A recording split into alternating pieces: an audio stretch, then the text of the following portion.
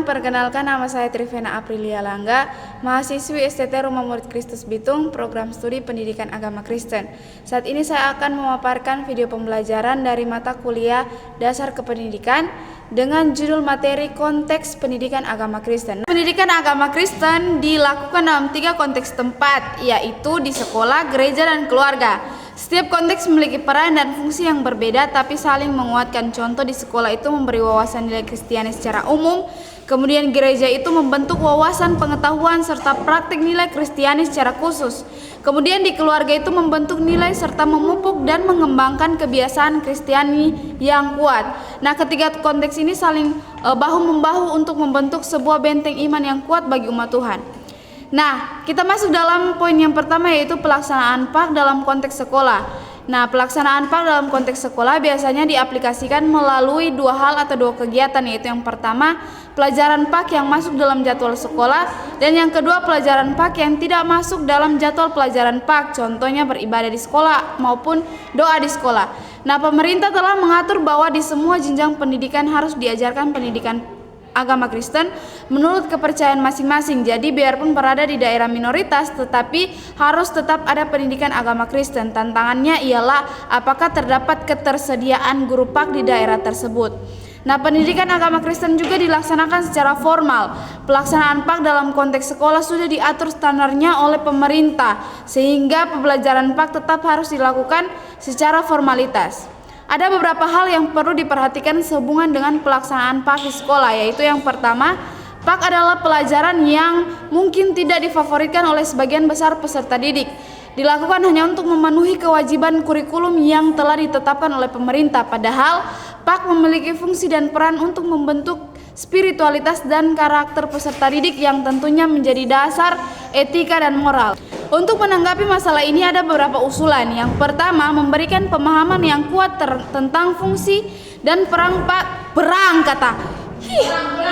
Untuk menanggapi masalah ini ada beberapa usulan. Yang pertama, memberikan pemahaman yang kuat tentang fungsi dan peran PAK terhadap peserta didik dan orang tua.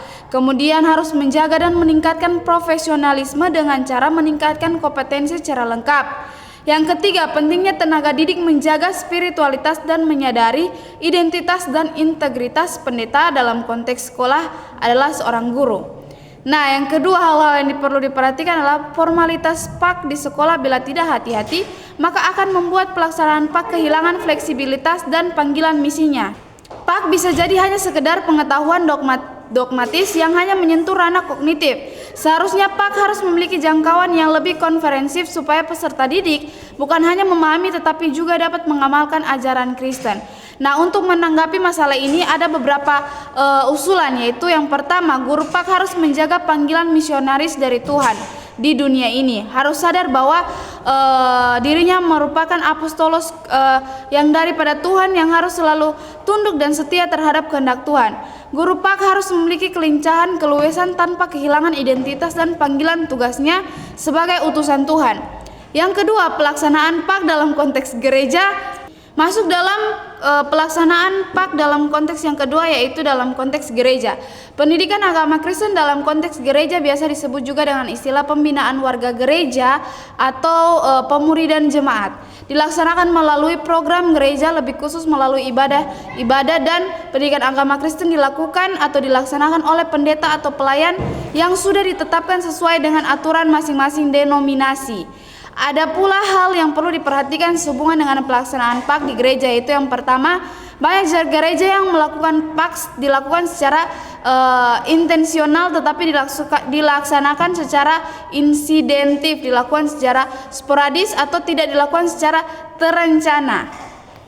Untuk menanggapi hal ini maka ada beberapa usulan. Yang pertama, yaitu perlu sekali menetapkan tujuan yang jelas, dan tujuan ini harus ditetapkan dan disosialisasikan kepada seluruh warga gereja. Yang kedua, untuk pelaksanaan pemuridan yang intensional maka perlu dibuat kurikulum pengajaran yang kontekstual dengan mempertimbangkan kebutuhan umat secara komprehensif.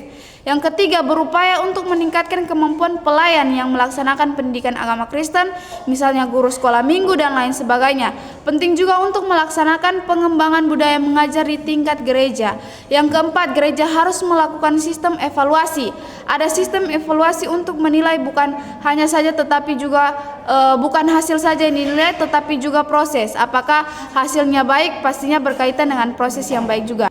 Masuk dalam poin yang ketiga, yaitu pelaksanaan PAK dalam konteks keluarga.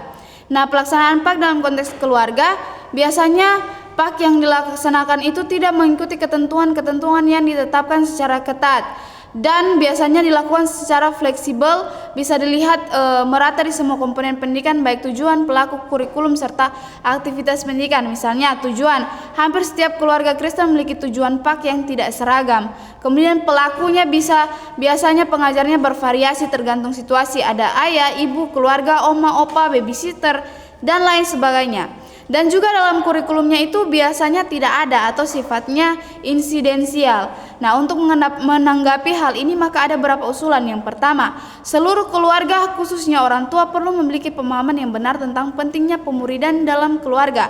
Sebab keluarga dalam hal ini orang tua harus tahu bahwa PAK dalam keluarga bukanlah sampingan. PAK itu bukan merupakan tugas utama dari gereja dan sekolah saja, tetapi keluargalah yang juga merupakan tugas utama. Keluarga dalam hal ini orang tua juga merupakan pengajar pertama dalam hidup seseorang.